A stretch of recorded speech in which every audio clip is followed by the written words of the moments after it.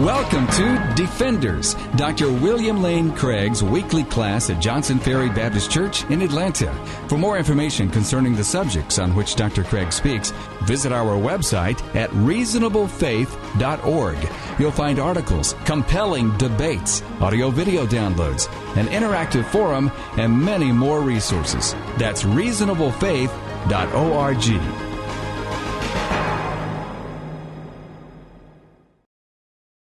I also saw an interesting article this past week by Charlotte Allen called "Superstar Atheists Are Motivated by Anger and Boohoo Victimhood." And I thought it made some interesting points I'd like to share with you. She says, "I can't stand atheists, but it's not because they don't believe in God, it's because they're crashing bores.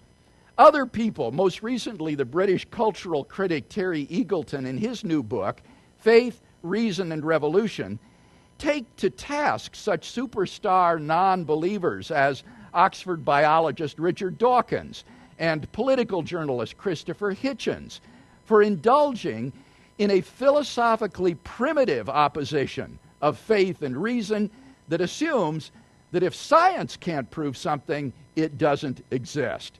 And then she goes on to list her complaints with the current atheist mentality. She says, first off, there's atheist victimology.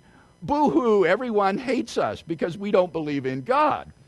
Although a recent Pew Forum survey on religion found that 16% of Americans described themselves as religiously unaffiliated, only 1.6% call themselves atheists, with another 2.4% weighing in as agnostics, a group despised as wishy-washy by atheists. You or I might attribute the low numbers to atheists' failure to win converts to their unbelief. But atheists say the problem is persecution so relentless that it drives tens of millions of God deniers into a closet of feigned faith, like gays before Stonewall. Maybe atheists wouldn't be so unpopular if they stopped beating the drum until the hide splits on their second favorite topic, how stupid people are who believe in God. This is a favorite Dawkins theme. In a recent interview with Trina Hoax, Dawkins described religious believers as follows, quote, "They feel uneducated, which they are. Often rather stupid, which they are. Inferior, which they are. And paranoid about pointy-headed intellectuals from the East Coast looking down on them, which, with some justification, they do," end quote. "Thanks, Richard," she says.